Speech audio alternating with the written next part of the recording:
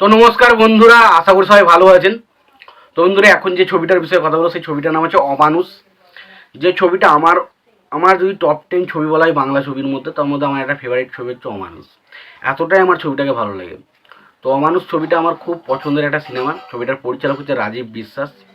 তো সত্যি কথা বলতে একটা সিরিয়াস একটা কথা বলতে চাই যে অমানুষ ছবিটি যখন ট্রেলার দেখার আগে পর্যন্ত যখন গান ফান দেখেছিলাম, আমি কিন্তু অতটা ভাবিনি যে ছবিটা বিশাল কিছু একটা ছবি হতে চলেছে। বাট যখন ট্রেলারটা দেখি এটা বেশ ভালো লাগে, এবং ছবিটা যখন রিলিজ হয় ভাই পুরো তোলপাড় করেছিল। আমার মনে আছে সেই সময় জিদ্দারও একটা ছবি রিলিজ করেছিল যেটার নাম হচ্ছে ওয়ান্টেড। সেটাও দারুণ সাকসেসফুল হয়েছিল, বাট এই ছবিটা আলাদাই লেভেলের ক্রেজ সৃষ্টি করতে পেরেছিল। এবং আমার মনে হয় রাজীব বিশ্বাস তার যতগুলো ছবিতে কেরিয়ারে যতগুলো ছবি করেছে তার মধ্যে একটা বেস্ট ছবি হচ্ছে অবশ্যই অমানুষ থাকবে। তো অমানুষে সোহমের যা পারফরমেন্স ছিল সেটা টেরিফিক ছিল, টেরিফিক। আমি জানি এটা ধনুষের যে ছবিটা দেখে ধনুষও অসাধারণ পারফরমেন্স, কিন্তু ধনুষের পারফরমেন্স দেখলেও এখানে সোহম জাস্ট ফাটিয়ে দিয়েছিল একটা থ্রিলারের ক্যারেক্টার, অসাধারণ প্লে করেছিল। আমি এখনও পর্যন্ত এই ক্যারেক্টারটা ভুলতে পারি না। সোহমকে মানে সোহমের সিনেমার কথা বলবো আর অমানুষ সিনেমার কথা বলবো না, এটা জাস্ট ইললজিক্যাল একটা বিষয়বস্তু। যেমন সোহম আর অমানুষ অসাধারণ ভাই, অসাধারণ কানেকশন ছিল।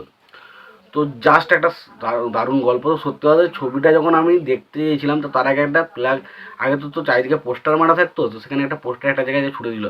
একটা অনাথ বাচ্চাকে যখন কাছে টেনে নেওয়ার পর হঠাৎ করে ছুঁড়ে ফেলে দেওয়া হয়, তখন তার পরিস্থিতি কী হয়, সেরকম কিন্তু একটা প্রশ্ন আমাদের ক্ষেত্রে কিন্তু ছুড়ে দেওয়া হয়েছিল। তো ডেফিনেটলি বুঝতে পারছি অমানুষ কিন্তু একটা দুর্ধর্ষ লেভেলের ছবি ছিল, দুর্ধর্ষ লেভেলে। এবং সোহম মনে হয় তার যত ছবি করেছে তার মধ্যে সব থেকে বেস্ট পারফরমেন্স আমার মনে হয় অমানুষেই সে দিয়েছে।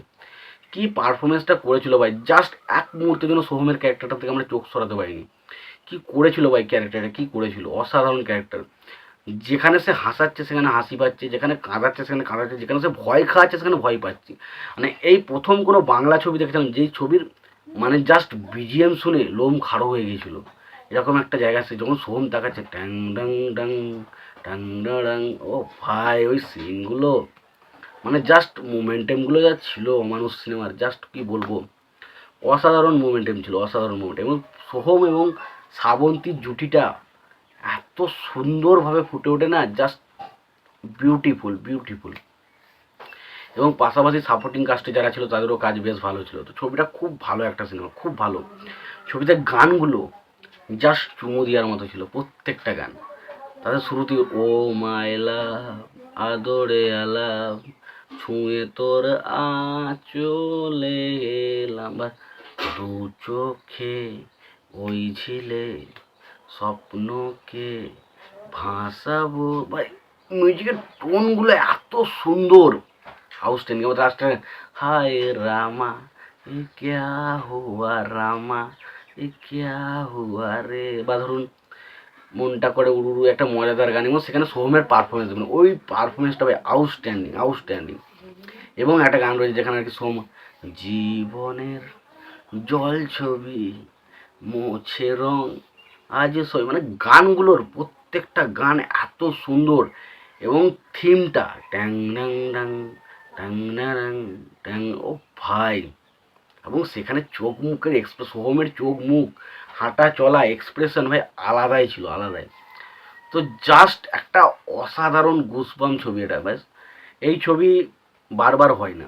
এবং এই ছবির পারফরমেন্স আমি আমি হয়তো মনে করি যে সোহম এটা তার একটা বেস্ট পারফরমেন্স দিয়েছে। এই পারফরমেন্সটা সে হয়তো পরবর্তী সময় কোনো সিনেমায় করতে চাইলেও সে হয়তো মিলাতে পারবে না। এরকম একটা পারফরমেন্স সোহম দিয়ে দিয়েছিল ছবির মধ্যে। আউটস্ট্যান্ডিং পারফরমেন্স ছবি সোহম করেছিল, আউটস্ট্যান্ডিং। এবং রাজীব বিশ্বাস পরবর্তী সময় অমানুষ পার্ট 2 এসেছিলো, এবং সেটা নিয়েও আমি এক্সাইটেড ছিলাম, বাট সেই ছবিটা কিন্তু অতটাও ভালো হয়নি। অমানুষ ভাই আলাদাই লেগেছিলো, অমানুষ ছবি আলাদাই। এই ছবিটার মতো ছবি বাংলাতে খুব কমের ভাগই ছবি হয়েছে, যে ছবিগুলো রিমেক হয়েছে। এই ছবিটা ভাই আউটস্ট্যান্ডিং ছবি ছিল, যারা যারা দেখেছিল এবং সেই মুহূর্তে সিনেমা হল পুরো কাঁপিয়ে দিয়েছিল। আমি তখন সম্ভবত 8 নাহলে 9-এ পড়ি, এরকম একটা হবে। তো ডেফিনেটলি দারুণ লেগেছিলো ছবিটা। তো আমি জানি এই ছবিটা অনেকেই দেখেছে, অনেকে সেই সময় আমি যখন স্কুলে পড়তাম বাচ্চাদের অনেকে আবার ভালো লাগেনি, তখন বলছে এটা ভালো নয়। আমি বলেছিলাম ভাই ছবি ছবি ছিল আউটস্ট্যান্ডিং। তো দেখুন বাচ্চাদের ক্ষেত্রে এই ছবিটা নাও তখন ভালো লাগতে পারে, কারণ সোহম এটাও বলে দিয়েছিল একটা জায়গায় যখন ইন্টারভিউ হয়েছিল যে এই ছবিটা বাচ্চাদের মতো, এই ছবিটা যারা ইয়ং অডিয়েন্স রয়েছে তাদের বিশাল ভালো লাগবে। জাস্ট তারপর দিলাম, হ্যাঁ সত্যি ভাই ইয়ং অডিয়েন্সের জন্য একটা সেরা ছবি ছিল। তো অমানুষ ডেফিনেটলি আমার কাছে দারুণ ছবি, দারুণ, মানে সেরা বললেও কম বলা হয়, এরকম একটা ছবি আমার কাছে। তো আমার খুব ভালো লাগে ছবিটা, আমি যতবার দেই ততবার দেখি। এবং তাছাড়া দেখবেন ফেসবুকে বা ইউটিউবে যেমন ছোটো ছোটো ক্লিপসগুলো আসে না, সিনগুলো, সেই সিনগুলো দেখতে খুব ভালো লাগে। অমানুষ ছবিটা খুব ভালো একটা সিনেমা, খুব ভালো সিনেমা। আমি একটাই কথা বলবো, যারা দেখেননি এখনো মতো অবশ্যই এটা ভুলেও মিস করবেন না। এটা মিস করা মানে বিশাল কিছু মিস করেছেন। মানে বাংলা ছবিতে অমানুষের মতো ছবি আর যে কবে পাবেন সেটা বলা খুব ডিফিকাল্ট। তবে অমানুষ ছবিটা না দেখে থাকলে অবশ্যই একবার দেখার চেষ্টা করুন, দারুণ একটা ছবি, এটাই বলতে চাই। আর সবশেষে একটাই কথা বলবো, যদি চ্যানেলটা নতুন হয়ে থাকেন অবশ্যই চ্যানেলটি সাবস্ক্রাইব করে নেবেন। আর যদি ভিডিওটি পছন্দ হয় অবশ্যই লাইক কমেন্ট শেয়ার করতে ভুলবেন না। চ্যানেলটা নতুন হয়ে থাকলে অবশ্যই চ্যানেল সাবস্ক্রাইব করে নিয়ে পাশে বেল আইকনটা অবশ্যই প্রেস করে দেবেন। ভালো থাকবেন, সুস্থ থাকবেন, দেখা হচ্ছে পরবর্তী।